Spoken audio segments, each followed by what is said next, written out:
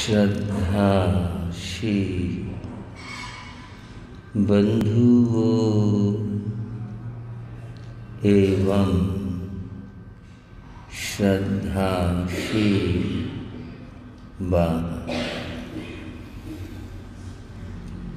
अभी आप साध्वी रत्न श्री समता जी महाराज से उनके विचार सुन रहे थे। समता जी महाराज अनुभवी और विदुषी साध्वी हैं। गुरानी जी से बहुत कुछ प्राप्त किया है, बाकी बांटती कम है। अपना खजाना संभाल कर रखती। हम चाहते हैं कि उस खजाने को खोला करें, बांटा करें। आप इनसे समय की बात सुन रहे थे। बड़ी सुंदर चर्चा थी समय की। समय को समझने वाला व्यक्ति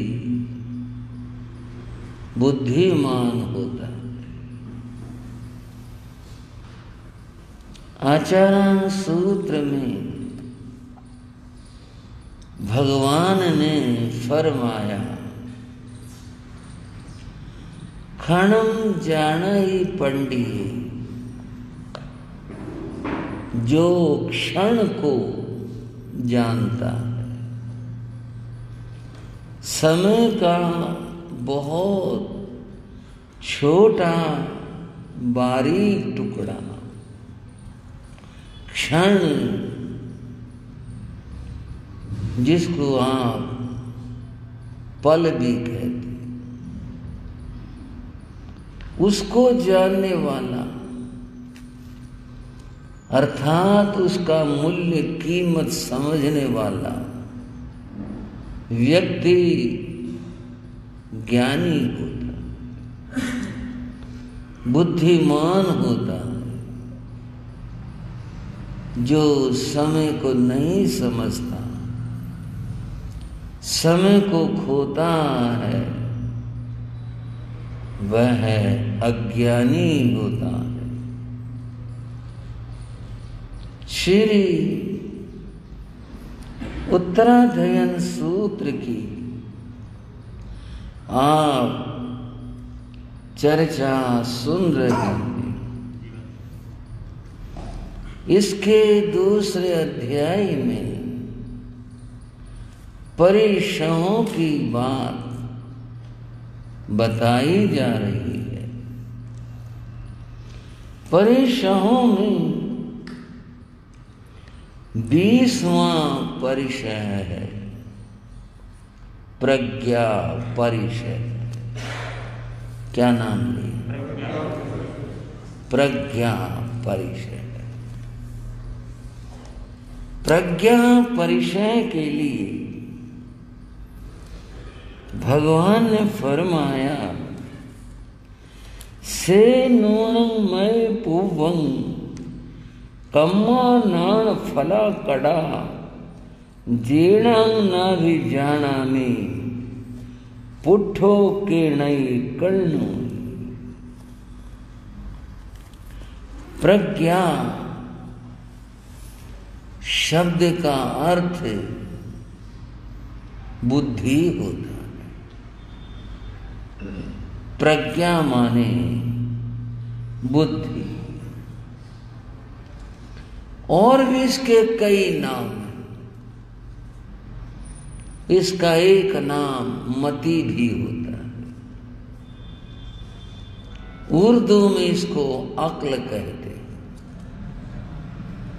समझ भी इसका नाम है। और भी कोश में कई एक नाम।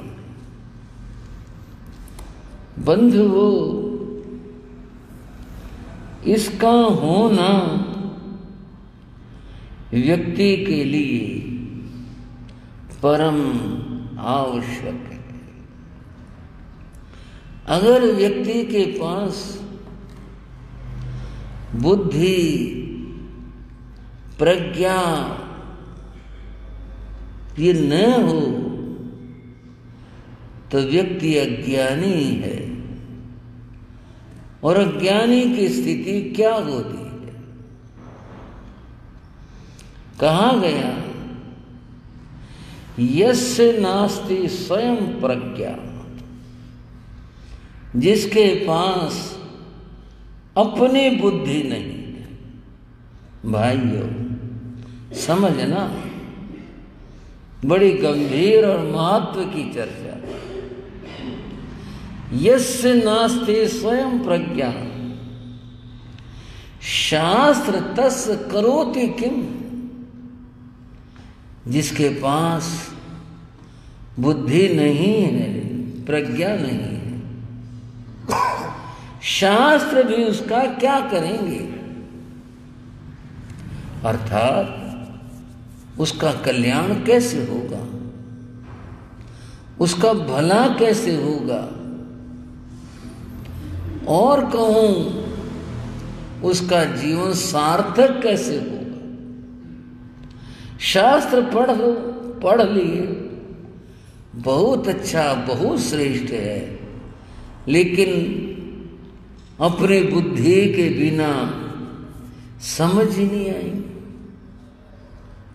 और कभी कभी तो बुद्धि दुर्बुद्धि और कुबुद्धि हो जाती है, फिर तो आदमी और उलट पुलट कर देगा।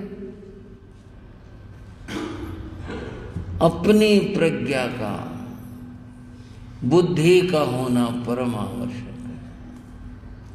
कितना जरूरी है।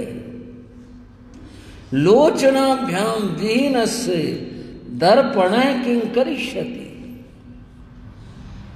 किसी के पास यदि आंखें न हो गया कोई कारण, कर्म का उदय, रोग आदि कुछ भी, लोचनाभ्याम विहीनस्य, अपनी आंखें नहीं है, दर्पणे किं करिष्यति, उसको शीशा भी दिखाओ तो क्या होगा? अपने पास अगर आंखें नहीं है, अपने पास अगर बुद्धि नहीं है, प्रज्ञा नहीं है, शास्त्र तो दर्पण है, शीशा है, ये भी सुनाओ, बताओ, पढ़ाओ, बिना बुद्धि के कुछ बात समझ नहीं आती। ये जो प्रज्ञा है, इसको थोड़ा सूक्ष्मता के साथ में बात समझी जाए। बंधुओं,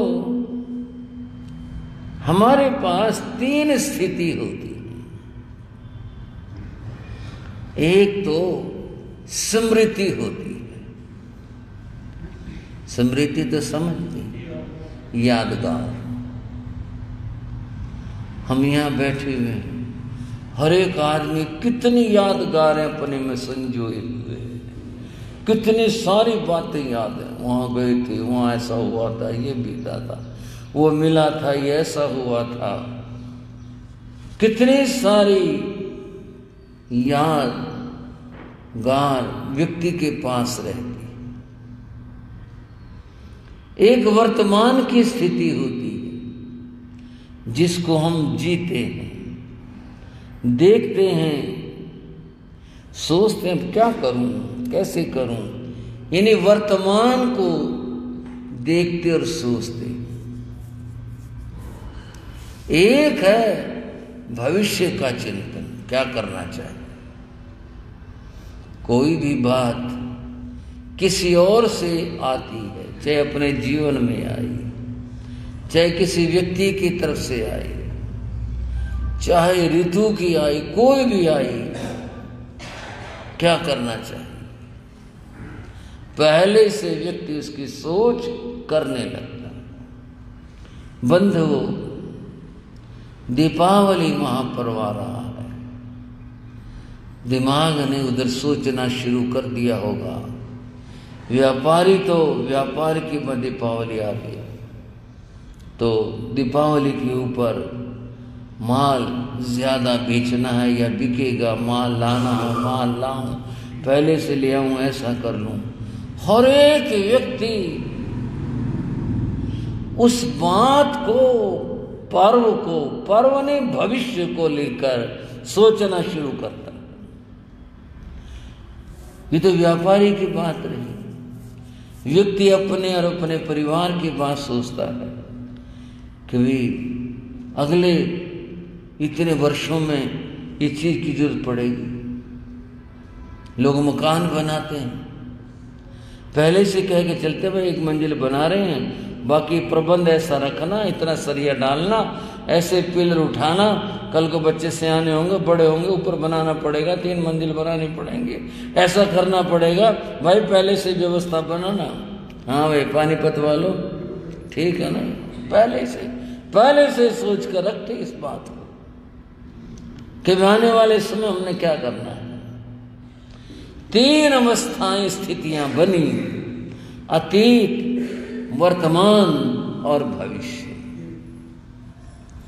बंधुओं, जो अतीत है उसमें कुछ कर नहीं सकते। मान लो अतीत में कुछ भी हुआ, कोई हमारी कमी रहेगी, भूल रहेगी, हमसे कोई गलती हुई थी, या कोई हम ज्यादा अच्छा कर सकते थे वो हमने नहीं किया। अतीत जो बीत गया उसमें कुछ कर नहीं सकते। आप बता दो कुछ कर सकते हो? वो केवल याद है, जो केवल स्मृति है। इसी प्रज्ञा का एक नाम, जो अतीत में काम कर रही है, उसका नाम स्मृति है। ये प्रज्ञा है, प्रज्ञा का एक भेद है ये। प्रज्ञा बुद्धि नाथ याद क्या रहेगी? कुछ भी याद नहीं रहेगी। बुद्धि है, प्रज्ञा है, तभी तो याद रहती है ना पिछली बातें। स्मृति प्रज्ञा का एक भेद है, जिसमें पिछली बात का याद रखना। कईयों की स्मृति इतनी निर्मल होती है, एक बार याद कर लिया, याद बनी रहती है, सुन लिया, याद बनी रहती है। ये निर्मल प्रज्ञा की बात है, जिसकी स्मृति इतनी अच्छी है कि उसको पुरानी बात याद बनी रहती है। कईयों को ऐसा होता है। हमारे के सरल आत्मा भगत जी महाराज, तो मैं बच्चा ही था, उनके चरणों में कोई बात पूछ, दखा, यहाँ से बात शुरू करते, दखा सम्मत 1995 में तो रावलपिंडी चमास हुआ, 96 वहाँ, 97 वहाँ इतने ठाणे थे, वहाँ इतने ठाणे थे, वहाँ तो बिहार करा था, वहाँ जाकर ठहरे थे, फिर उधर फर्सना करी थी, वहाँ फलाने साधु मिले थे, वहाँ गए थे। पूरे साल का चिट्ठा 96 से लेकर 97 तक का कापी भर लो। और वहाँ ये 97 के बाद में देखा 97 साल तो वहाँ था चमास में का, फिर आ गए और आ गए, फिर सारी कथा याद की बात है, स्मृति की बात है। कईयों को बात याद ही नहीं रहती, कईयों की इतनी स्मृति रहती है, बहुत ज्यादा स्मृति रहती है। और इतिहास में आता है, शख्तार नाम के महामंत्री की बेटियां इतनी बुद्धिमती थी, एक बार बात सुन लेती, एक बार सुनने के बाद में उसको तभी याद हो जाए। कभी पूछ लो उसको, कभी भी कहो, वो क्या श्लोक था, कोई बात फट से सुना देती। यक्षा उसका नाम था, उसकी छोटी बहन थी, वो 2 बार सुन करके बात उसको याद हो जाती। ये अपनी अपनी प्रज्ञा है, बुद्धि है। अतीत को याद रखना, समझ लो, मैं आगे ले जाऊंगा, आपको समझाऊंगा इसके में क्या मामला है। इसका नाम स्मृति होता है। स्मृति प्रज्ञा का एक भाग है, एक रूप है। बंधुओं, स्मृति का दूसरा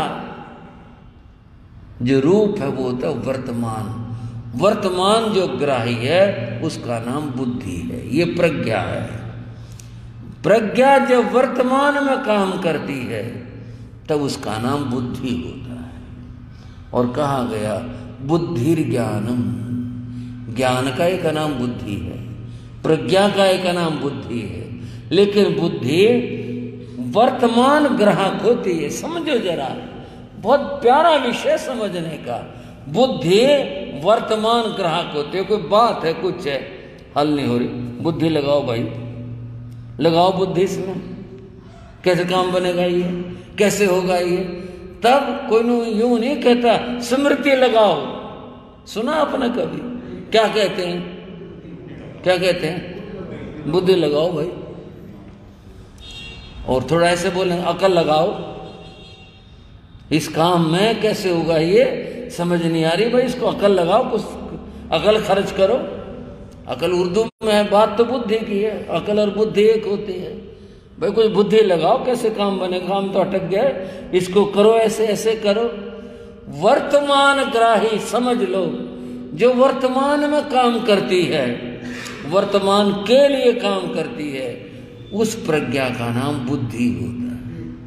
जो वर्तमान में काम करती है, जब भी कुछ होगा, भाई मेरी बुद्धि में तो एक बात आ रही, यूं कैसे कर लो, इस तरह कर लो, ऐसे बना लो, ऐसे हो जाएगा। वर्तमान ग्राही जो ज्ञान है, जो प्रज्ञा है, उसका नाम बुद्धि है। ये वर्तमान के लिए होती है। और बंधुओं, भविष्य के लिए चिंतन करना कि भाई ये होगा तो ऐसा होगा, क्या करना चाहिए, उस समय ये परिस्थिति बनेगी तो हम क्या करें, भविष्य के लिए क्या करना चाहिए, इस प्रकार का भविष्यगत चिंतन करना, तब प्रज्ञा को प्रज्ञा ही कहा जाता है। भविष्य का चिंतन प्रज्ञा है। वैसे ये तीनों इस प्रज्ञा के रूप हैं।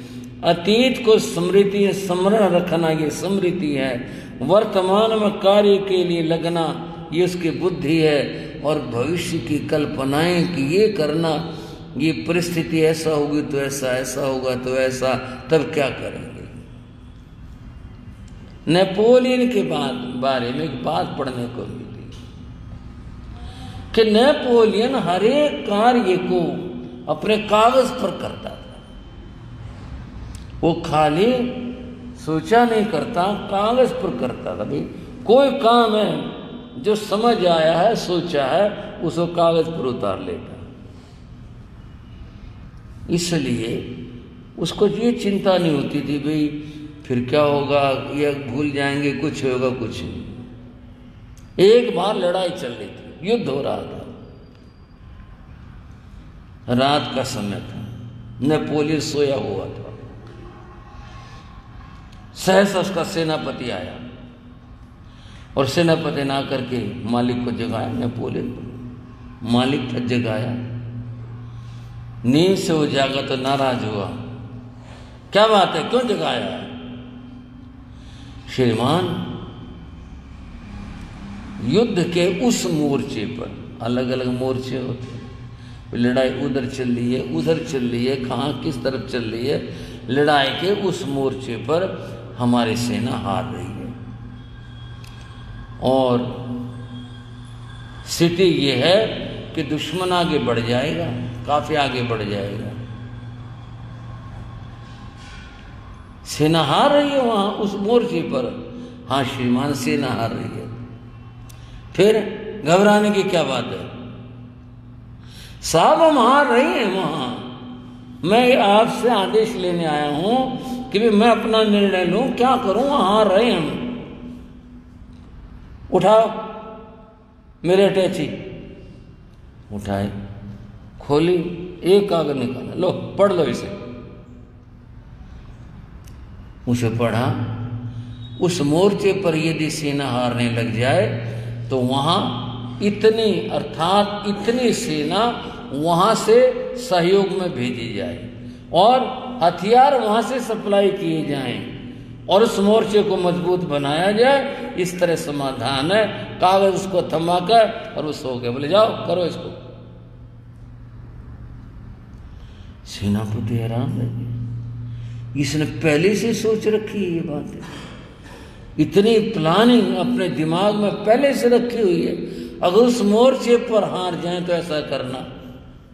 वो लेटा, उससे रहा नहीं गया, आखिर नजदीक हो जाते, हालांकि मालिक और उसमें फर्क तो बहुत होता है। फिर मैं, श्रीमान एक बात और बता दीजिए, अगर हम उस मोर्चे पर हारने लगे तो एकदम क्रोध में भर गया, लाल हो गया, तुम हारने की सोचते हो? बोले श्रीमान यहाँ भी तो हो गया, जब वहां कोई घटना हो ना मेरे पास आना, फिर दूसरा कागज दूंगा, अभी टाइम खराब मत करो, जाओ चले जाओ, इस काम को करो। लो जी, वो इतना निश्चिंत है, प्रत्येक कार्य को पहले सोच कर रखता है कि भाई ये होगा तो ये करना है। अंग्रेजी वाले इसको प्लानिंग कहते हैं, हिंदी में इसको योजना कहते हैं। योजना पहले से बना रखी है कि भाई यदि ऐसा हो जाए तो ये करेंगे, गाड़ी निकल जाए तो क्या करेंगे, भाई बस मिलेगी वहां से मिलेगी, बस भी ना मिले तो क्या करेंगे, फलाना साधन अपनाएंगे, वो ना मिले तो फिर क्या करेंगे, फिर ये काम करेंगे। ये योजना पहले से है, भाई अगर ऐसा हम यहाँ सफल हुए तो हमने करना क्या, हम करेंगे क्या। तो तीन बात हुई, स्मृति, बुद्धि और प्रज्ञा। ये तीनों प्रज्ञा के भेद हैं जो काल के साथ में प्रयोग होते हैं। प्रज्ञा के बिना कोई काम नहीं होता। प्रज्ञा बहुत आवश्यक है, प्रज्ञा बहुत जरूरी है। प्रज्ञा अगर न हो तो अच्छा जीवन जिया नहीं जा सकता है। प्रज्ञा से ही सब कुछ बनता है, प्रज्ञा से ही सब कुछ होता है। और बंधु, जिसके पास प्रज्ञा कम हो, बुद्धि कम हो, वो क्या करे। बुद्धि की बात तो यह है,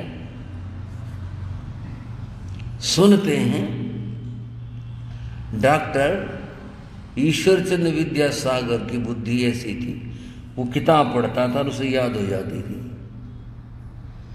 और वह सामने वाले को किताब पकड़ा देता, लो सुन लो। सुनते हैं ऐसा, इतनी बुद्धि थी उसकी। हमारे यहाँ एक प्रसंग आता है, एक गुरु थे, दो उनके शिष्य थे, दोनों बड़े स्वाध्यायशील थे, बहुत स्वाध्याय प्रिय थे। एक बार एक विद्वान आया, आकर बोला, मैंने आपका नाम सुना है। ठीक है भाई, सुना होगा, बोलो क्या बात है। मुझे कुछ अर्थ पूछने हैं।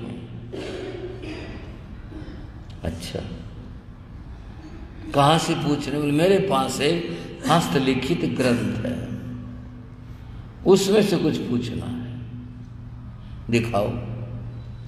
वो लेकर आया था, कपड़े में लपेटा हुआ, बड़ा सुरक्षा के साथ में। उसने कपड़ा खोला, ग्रंथ निकाला, जो जहां पूछना था बोले ये पूछना। गुरु की दृष्टि पड़ी, बहुत महत्वपूर्ण ग्रंथ है, इसका तो विषय बड़ा अद्भुत है। उन्होंने कहा अर्थ बता देता हूं। उन्होंने अर्थ बता दिया। अर्थ बताने के बाद बोले, तुम ये ग्रंथ एक दिन को हमें दे सकते हो? आपको? हाँ, सिर्फ एक दिन के लिए। आपका पन्ना पन्ना सुरक्षित आएगा, इस बात की हमारी जिम्मेदारी है। एक दिन में आप क्या पढ़ लोगे इसमें से? देखो, मेरा बहुत ये कीमती चीज है, मैं दे नहीं सकता। बोले एक ही दिन के लिए मांग रहे हैं आपसे, चलो एक दिन के लिए दे देता हूं। देखो कल मेरा ग्रंथ लौटा देना। लौटा देंगे। गुरु ने ग्रंथ ले लिया। लेने के बाद में विद्वान तो चला गया। गुरु ने दोनों शिष्यों को बुलाया, कहा ये उपलब्ध नहीं है ग्रंथ, बहुत महत्वपूर्ण है, बहुत मूल्यवान है। तो गुरुदेव आज्ञा। गुरु ने उसके दो भागों में बांटा, बांटकर आधे पृष्ठ उसको दे दिए। कल्पना करते हैं, मैं नहीं बता सकता सही संख्या क्या होगी, मान लो 500 पृष्ठ थे, 250 को दे दिए, 250 को दे दिए और कहा लो इसके स्वाध्याय कर लो। ध्यान से करना स्वाध्याय। दोनों आधे आधे पृष्ठ लेकर अपने स्थान पर बैठ गए, स्वाध्याय दिन भर में कर डाले। शाम को गुरु के पास मतलब उपस्थित हुए, गुरु ने पूछा स्वाध्याय कर ली? बोले हाँ जी कर ली। याद हो गया? हाँ जी याद हो गया। एक बार पढ़ने से याद हो गया। अच्छा बहुत अच्छी बात, अब ऐसा करो तुम इसको सुना दो, तुम अपना इसको सुना दो एक दूसरे को। ठीक है गुरुदेव। रात भर में उसने उसको सुना दिया, उसने उसको सुना दिया, और ग्रंथ उसी तरह से लपेट करके रख दिया गया। सुबह को विद्वान आया, हाँ जी कल मैं, हाँ जी अपना ग्रंथ आपका है, ले जाओ। तो एक दिन में क्या पढ़ लिया आपने, क्या देख लिया इसमें, कुछ हमें भी बताओ, क्या आपने देखा इसमें? बोले भाई हमने देख लिया। क्या देखा वो तो बताओ। एक शिष्य को बुलाया और कहा इससे तुम कहीं से भी सुन सकते हो। क्या मतलब? आप ग्रंथ में से कहीं से कोई पृष्ठ कोई चीज इससे सुन सकते हो। उसने परीक्षा ली और याद है इनको तो। फिर दूसरे को कहा इससे सुन सकते हो, फिर उससे सुना, हद हो गई, कमाल हो गया, दोनों को याद हो गया। गुरु ने कहा दोनों को याद हो गया।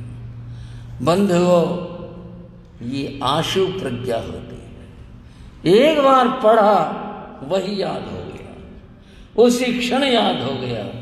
ये प्रज्ञा तो जब आत्मा का पर लगा हुआ ज्ञानावर्णीय कर्म उसका क्षय हो जाता है और आत्मा बहुत ऊंचाइयों पर पहुंचती है, ये तब होती है स्थिति। ऐसे नहीं हो जाती एकदम से पढ़े और याद हो जाए।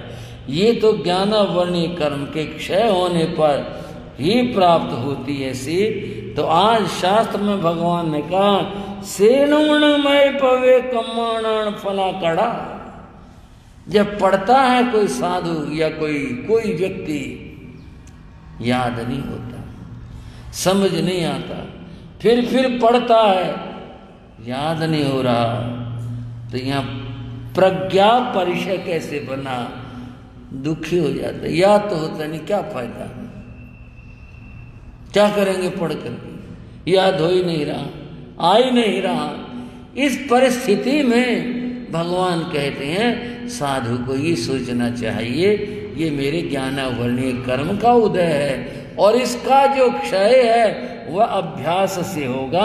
अभ्यास करता रहूं, इससे ज्ञानावर्णीय कर्म का क्षय होगा और फिर ज्ञान प्रकट होगा। जैसा कि आप सुनते हैं वरदराज नाम के एक विद्वान के बारे में, कभी उसको एक शब्द भी याद नहीं होता था, लेकिन उसने एक दृश्य देखा था। जब उसको स्कूल से विद्यालय से निकाल दिया तो वह कुएं पर पानी पीने गया था। उसने वहां देखा पत्थर के ऊपर निशान पड़े हुए थे। उसके बाद को किसी कवि ने शब्द दिए, करत करत अभ्यास के जड़मति हो तो सुजान। जो जड़मति है ना वो भी बुद्धिमान हो जाता है। किससे? अभ्यास करने से। रसरी आवत जात के सिल पर परत निशान। रस्सी के आने और जाने से पत्थर इतना कठोर है उसके ऊपर भी निशान पड़ गए। अभ्यास ऐसी चीज है। इस परिचय के आदमी इतना निराश हो जाता है बंधुओं। अब क्या कहूं, कई बार सुनते हैं समाचार पत्रों में बच्चा फेल हो गया, फांसी खा के मर गया। बताओ, ऐसे ऐसे समाचार आते हैं, कितने बुरे समाचार हैं। अरे फेल हो गया तो फांसी खाने की इसमें क्या बात हो गई, फेल हो गया फिर अभ्यास कर लो। लेकिन नहीं, कभी तो प्रतिष्ठा का सवाल बना लिया, कभी कहा मैं उसके पीछे रह गया, मेरे साथ यूं हो गया, और व्यक्ति इस स्थिति के अंदर अपने आत्मघात तक कर लेता है। ये परिचय है। समता से सहन करो, छोड़ो मत, पढ़ना मत छोड़ो, अपना अभ्यास करते रहो। अभ्यास करते करते वो लक्ष्य भी प्राप्त हो जाएगा। इतनी बड़ी चीज है यह है, अभ्यास करते करते व्यक्ति वहां तक पहुंच जाता। एक और कथा आती है जैन कथा साहित्य में। एक युवक ने दीक्षा ली। जब दीक्षा ली तो उसने कहा जी मैं अनपढ़ हूं, कोई बात नहीं, पढ़ा लेंगे तुझे। उसकी भावना थी बंधु साधु जगत साधु जीवन, कोई भर्ती वाला मामला नहीं है कि जो आए आ जाओ भाई। उस समय में, जबकि ये कथा है, उस समय की स्थिति आज के जमाने की तुलना में निर्मल थी। गुरु ने कुछ देखा और सोचा इसका तो भविष्य उज्ज्वल है, इसलिए दीक्षा दे दी, अनपढ़ को दीक्षा दे दी। दीक्षा देने के बाद गुरु ने कहा भाई अब तू ज्ञान का अभ्यास कर। ठीक है गुरु महाराज। गुरु ने उसको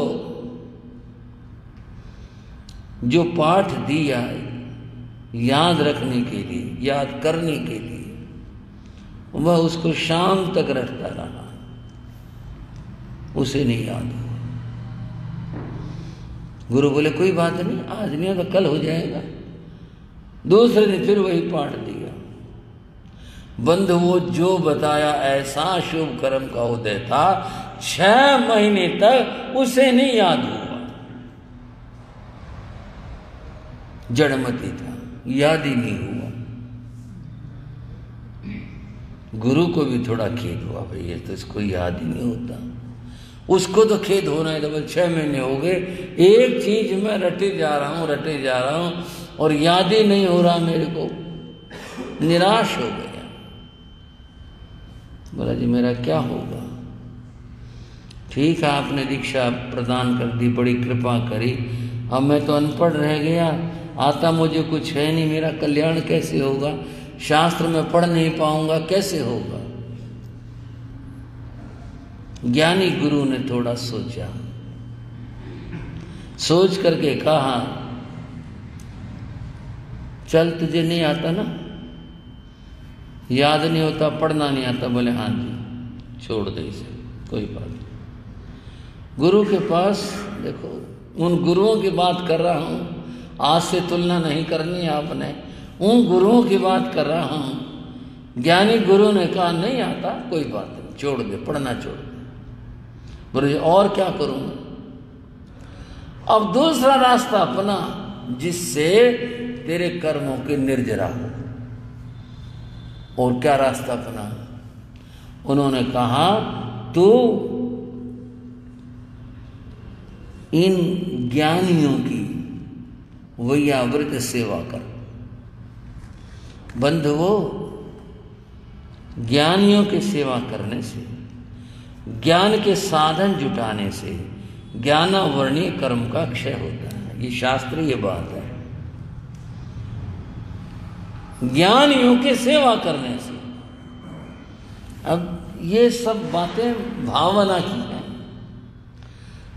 हमारे बड़ों में एक संत वे श्री खूबचंद जी महाराज, वे आचार्य श्री अमर सिंह जी महाराज के शिष्य थे। आचार्य अमर सिंह जी का जमाना तो 250-300 साल पुराना होगा ना, पुराना। मायाराम जी महाराज से ऊपरी में था, पीढ़ियों में थे वो। उनके शिष्य थे खूबचंद जी महाराज। खूबचंद जी महाराज सेवा भावी संत थे। मैं अंदाजे से कह रहा हूं तो कुछ कम अभ्यास था ज्ञान का, सेवा की भावना बड़ी थी। आचार्य महाराज की सेवा करते थे और संतों की सेवा करते थे। गुरु महाराज योगीराज कहा करते, जब संत स्वाध्याय के लिए बैठते थे, अपने करते या सामूहिक करते, तो क्या करते थे, वे संतों के स्वाध्याय का समय हो गया, उनके आसन बड़े होने के नाते, बंधुओं बड़े थे वो, लेकिन उनके आसन अपने आप से बिछा देते। संत ऐतराज करते, क्षमा मांगते, महाराज हम छोटे, नहीं भाई नहीं, तुम स्वाध्याय करो, मैं नहीं चाहता तुम्हारा एक पल भी नष्ट हो। चौकी लगा देते और उनकी पुस्तक ला करके रख देते। स्वाध्याय करो भाई। अब ये क्या भावना थी? सेवा की थी ना। ज्ञानी ज्ञान और ज्ञानी की विनय करे और सेवा करे, तो ज्ञानियों की सेवा हुई ना। जो पढ़ रहे थे उनके लिए उन्होंने साधन पैर से लगा देते कि भाई लो करो, स्वाध्याय करो, तुम्हारे लिए साधन है। गुरु ने उस साधु को कहा कि तो इन ज्ञानियों की सेवा किया, बस ये काम कर, छोड़ दे पढ़ना। उसको आता ही नहीं था, छोटा अपने आप ही था। सेवा करने लगे, आहार से पानी से सेवा करता, वो जाता। उसके अतिरिक्त और भी जो सेवाएं होती व्यक्ति की बहुत सारी, वो सब करता। एक और सेवा उसके समझ में आ गई। वो क्या आ गई कि जहां संत रहते ठहरते उस मकान के प्रतिलेखना करना। प्रतिलेखना समझ गए भाई? बताना जरा क्या होती है प्रतिलेखना श्राव को? हाँ जी, सफाई करना। लेकिन एक सामान्य सफाई होती है, प्रतिलेखना होती है। प्रतिलेखना में सफाई भी होती है और जीव रक्षा का भाव साथ में रहता है। हाँ, प्रतिलेखना।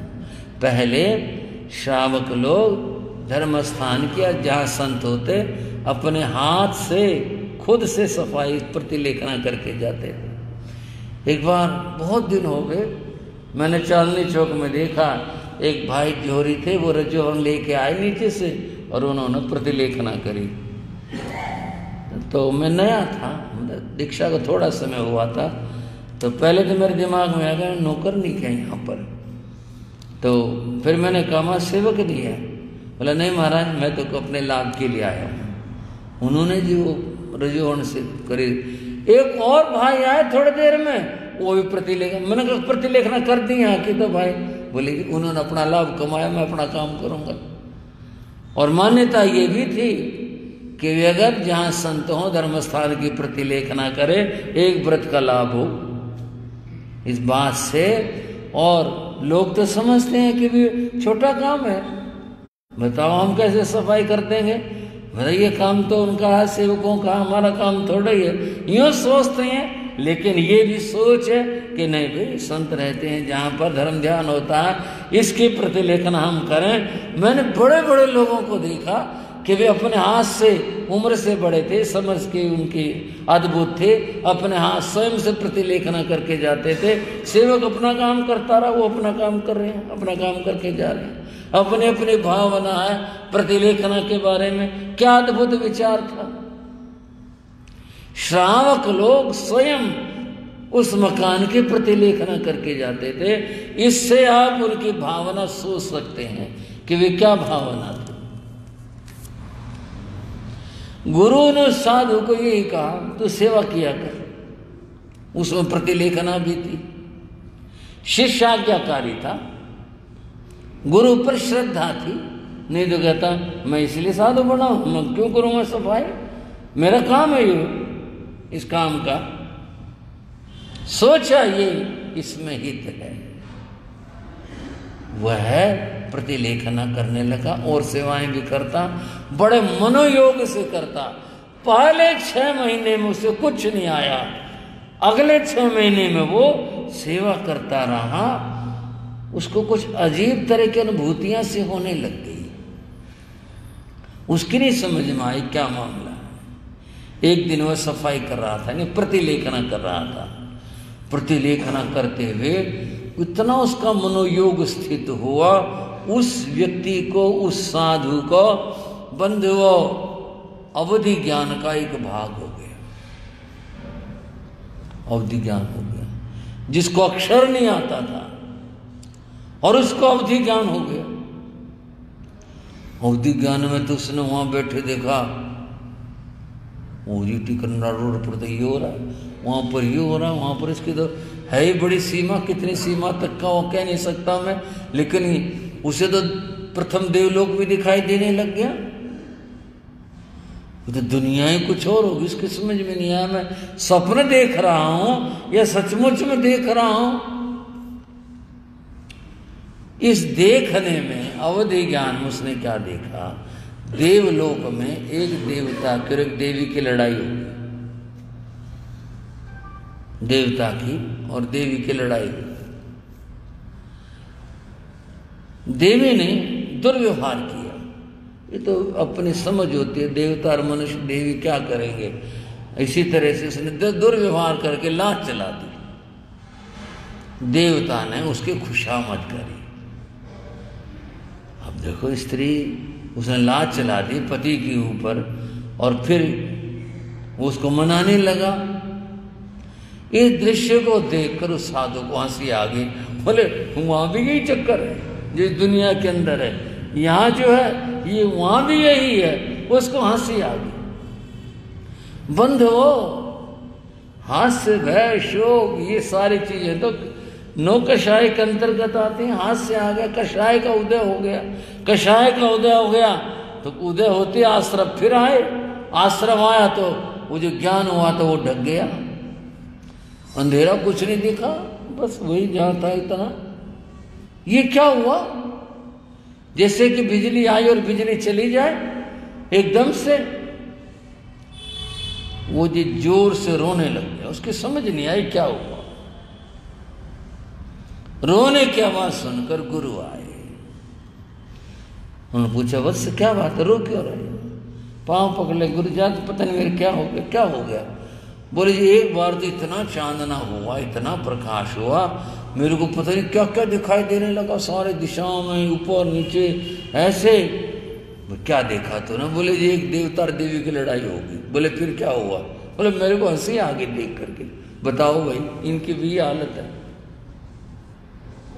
बोले जी फिर वो रोशनी चली गई, बुझ गई। तब तो मेरे को बड़ा अच्छा लगा था, बड़ा कुछ दिखा था। देखने के साथ आत्मानुभूतियां भी होती हैं, बहुत अच्छा लगा था। बोले तूने बहुत गलती करी। यही तो पात्र है, पात्र की बात होती है। तुझे क्या मतलब दुनिया में क्या क्या हो रहा है? तुझे उस ज्ञान में तो पता नहीं क्या क्या दिखेगा। घर घर दिखेगा, व्यक्ति व्यक्ति दिखेगा। कहाँ क्या हो रहा, तुझे क्या मतलब? तुझे तो अपने आप में रहना चाहिए था, तटस्थ रहना चाहिए था। बोला जी मेरे को तो हंसी आ गई। बोला गलत हुआ, चल अब दोबारा से लग इसी काम पर। तेरा उद्धार इसी से होगा, तेरे ज्ञानवर्ण कर्म का क्षय इसी से होगा। वो साधु बड़े मनोयोग से फिर लग गया। कालांतर में दोबारा से उसका अवधि ज्ञान फिर प्राप्त हो गया। लेकिन इस बार उसका मन इधर उधर भटका नहीं हुआ नहीं। और वह वो सारे साधु इतना कुछ ज्ञानाभ्यास कर रहे थे, वो वहां तक नहीं पहुंच पाए। और उसको तो सब कुछ बिना पढ़े सब कुछ ही आ गया, सब कुछ ही दिख गया, सब कुछ ही हो गया। बंधुओं, यहाँ पर इस परिचय में कहा, अगर बुद्धि ठीक से काम नहीं कर रही है तो उस स्थिति के अंदर भी संभाव में रहना चाहिए। व्यक्ति को कषाय भाव नहीं लाना चाहिए, दुखी नहीं होना चाहिए। यही सोचना चाहिए कर्म का उदय है, मैं अपना पुरुषार्थ करता रहूं, इस पुरुषार्थ का एक दिन सुफल होगा। बंधु, ऐसा ये प्रज्ञा परिचय है। कुछ बातें और भी रहती हैं, समय स्थिति बनी तो फिर कहने का भाव रखता हूँ। आज की चर्चा को विराम देता हूँ। चत्तारि मंगलम अरिहंता मंगलम सिद्धा मंगलम साहू मंगलम केवली प्रणतो धम्मो मंगलम।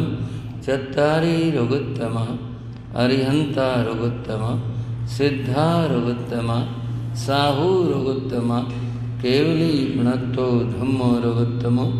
चत्तारि शरणं प्रविज्जामि अरिहन्ते शरणं प्रविज्जामि सिद्धे शरणं प्रविज्जामि साहू शरणं प्रविज्जामि केवली प्रणतं धम्मं शरणं प्रविज्जामि। ये चारे शरण दुख हरण जगत में और न शरणा कोई होगा। जो भव प्राणी करे आचरण उसका अजर अमर पद होगा। उसका सदा